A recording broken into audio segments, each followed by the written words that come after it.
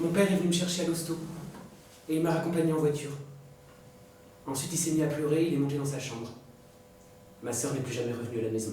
Ça se trouve, c'était pas elle. Le lendemain matin, une de ses collègues de l'hôpital a appelé pour dire que ma sœur voulait me voir. J'y suis allé. On s'est défilé les regards dans un bistrot. On n'a presque pas parlé. Elle m'a demandé comment j'allais. Mais pas une seule question sur mon père, comme s'il n'avait jamais existé. C'était très bizarre.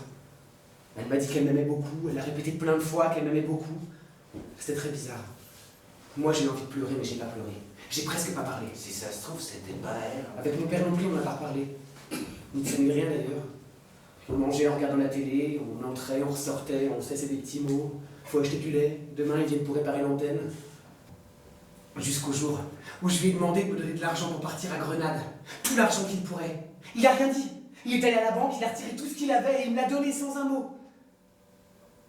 Et je suis parti à Grenade. Et j'y suis resté. La maison de ma grand-mère avait été vendue, mais elle était toujours là. Et vous savez que je vois souvent ma grand-mère et que je lui parle. C'est bien ce que je disais, un peu taré. Du commissariat. On a appelé chez moi, mais personne ne répondait. Ils m'ont ramené à la maison dans le panier à salade. Je leur ai demandé s'ils pouvaient mettre la sirène, mais ils m'ont ignoré. Ils m'ont laissé là, il n'y avait personne. Ensuite, un voisin s'est pointé et m'a dit que ma mère était dans le coma. Où ça? Dans le coma. Connard, hein? À l'hôpital. Le même jour où je ne suis pas rentré. Ma mère n'est pas rentrée non plus. Le matin, le voisin l'a trouvée dans la voiture, devant son garage. Son garage à lui, pas le nôtre. Elle s'était trompée d'entrée. Ils ont cru qu'elle était morte. Ils l'ont emmenée à l'hôpital. Semblerait qu'elle ait fait un arrêt cardiaque à cause de la coke. Ils ont dû la réanimer avec les fers à repasser, là. Bon, tip, tip, elle est en fibrillation. Elle est en fibrillation. Ah, c'est pour ça qu'elle t'appelait pas, elle était en pleine fibrillation. Parce que tu peux être con, hein. Elle est restée 3 jours sans connaissance. À l'hôpital, ils ont essayé de m'appeler. Ils laissaient des messages sur le répondeur. Personne n'avait mon numéro de portable. Ensuite, ils l'ont trouvé dans son agenda, mais ils m'ont enlevé quand j'avais plus de batterie. Oui, bon, elle va bien maintenant. Ma mère? Oui. Elle est allée dans un centre de désintoxication. L'autre jour, je suis allé la voir. Et moi, j'ai dû suivre une thérapie. Je vais retourner de temps en temps. Tu verrais ça? Ils sont tous là à raconter leurs petites histoires. Ceci dit, la nana qui dirigeait la thérapie est super bonne. Après, je suis parti à Marbella avec mon père et son allemande. Je m'entends mieux avec elle maintenant. Avec ta mère. Non, avec l'allemande. Je la comprends pas. Mais elle me sourit. Je crois bien que je lui plais. Et elle se douche avec la porte ouverte. Elle sait que je la regarde. Peut-être bien qu'on finira par s'envoyer en l'air tous les deux. T'imagines la gueule de mon père si je lui pique sa meuf? C'est pour ça qu'on t'a pas revu, parce que t'étais à Marbella en train d'essayer de te faire la petite amie de ton père. Mais j'avais l'intention de vous écrire. Ah ouais. Je vous ai écrit à tous les deux. Vous êtes jamais venus me voir. Je vous ai pas téléphoné parce que je sais pas pourquoi. Ouais, enfin bon, moi j'avais bien l'intention de venir te voir. Et Mais... toi? Ça fait pas très loin, t'as une moto en plus. La route est infecte. Il y a des tas d'accidents mortels. Mais bon, dès que j'ai quelques jours de congé, promis, je passe te voir. Tu sais, je travaille maintenant. Où ça? Attends.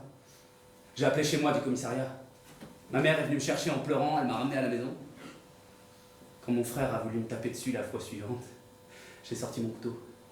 Je l'ai menacé du couteau, j'ai rien dit, mais j'ai sorti mon couteau. Ma mère s'est mise à gueuler que j'étais fou, elle voulait appeler la police. Mais mon père m'a défendu. Il a dit que celui qui était fou, c'était mon frère et qu'il était grand temps de faire quelque chose. C'était la première fois que mon père prenait ma défense. Finalement, mon frère a été interné.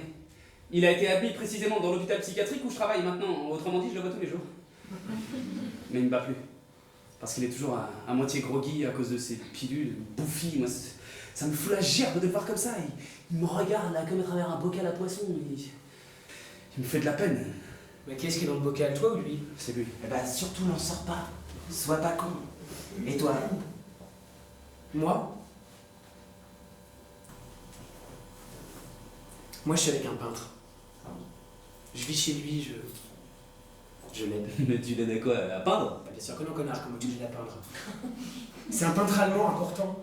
Il vend cette toile une fortune. Moi, je sais pas, je vis chez lui, je fais des choses, je l'aide. Il te paye? Qu'est-ce qu'il y a? Je voudrais savoir. Il te paye? Non, mais moi, je sais très bien ce que tu penses, j'en ai rien à foutre, ok?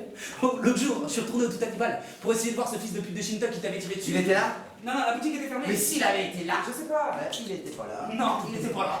Mais j'ai trouvé ça.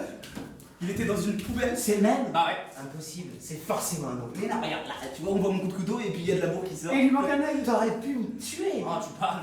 Quoi, qu'est-ce qu'il y a dedans, c'est pas mal? Mais il doit être guéri maintenant. Celui-là, ouais, qu'il a une putain de belle vie. À s'occuper de rien. Sans rien qui lui fasse mal. Vous imaginez si on avait que de la bourre à l'intérieur? Pas de tripes, pas de cœur, rien. Ne rien ressentir.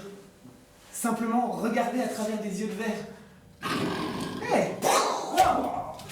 Ok.